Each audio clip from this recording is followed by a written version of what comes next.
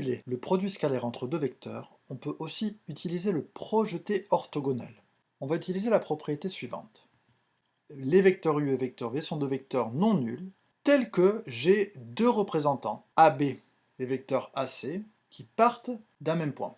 Alors, le produit scalaire u scalaire v est égal au produit scalaire de deux vecteurs, l'un le vecteur u et l'autre le vecteur AH, où H est le projeté orthogonal du point C sur la droite AB.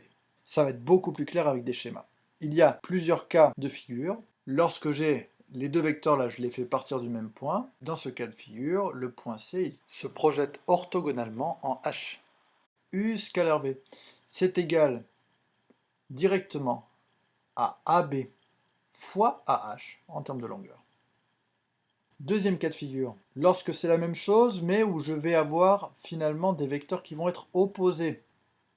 Dans ce cas-là, U scalaire V va être un nombre négatif, ça va être moins la longueur AB fois la longueur AH.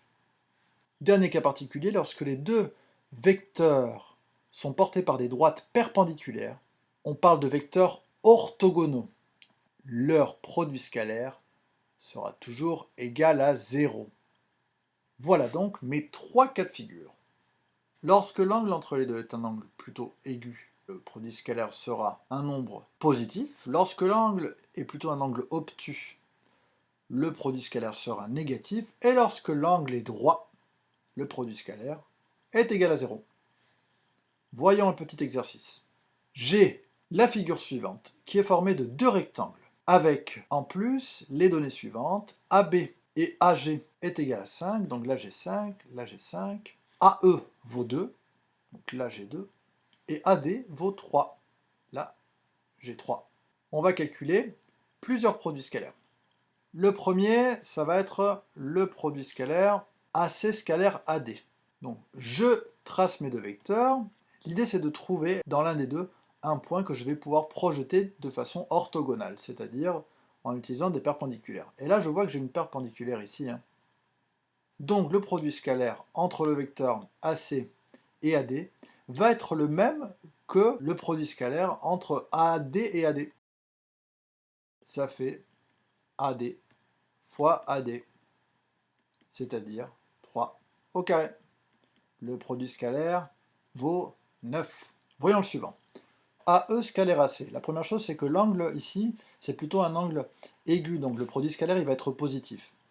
Et là, je vois que je peux projeter le point C sur la droite AE, comme ça. Ok, parce que là, j'ai un angle droit. Donc le point C, quand je le projette sur la droite AE, c'est le point B.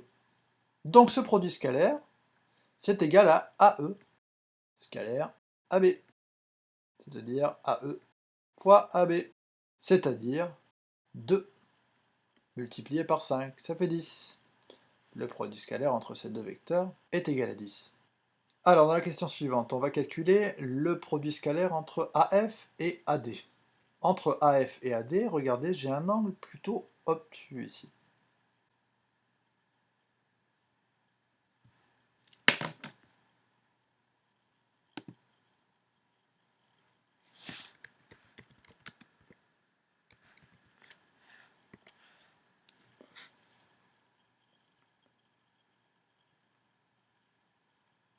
Quel point je pourrais projeter sur l'une des droites avec l'aide d'un projeté orthogonal? Ben là, si je réfléchis un petit peu, je vois que j'ai ici un angle droit. Le point F, je vais pouvoir donc le projeter orthogonalement, de façon perpendiculaire, sur ma droite AD. Et je tombe sur le point G. D'accord? Donc, le produit scalaire de ces deux vecteurs, AD, lui, je ne le bouge pas. Et du coup, j'ai mon vecteur AG. Et ceci est égal à moins, puisque j'obtiens deux vecteurs qui n'ont pas le même sens, donc moins AG fois le vecteur AD. Donc les vecteurs comme ça, je vois que j'ai un angle obtus, ça sera un nombre négatif.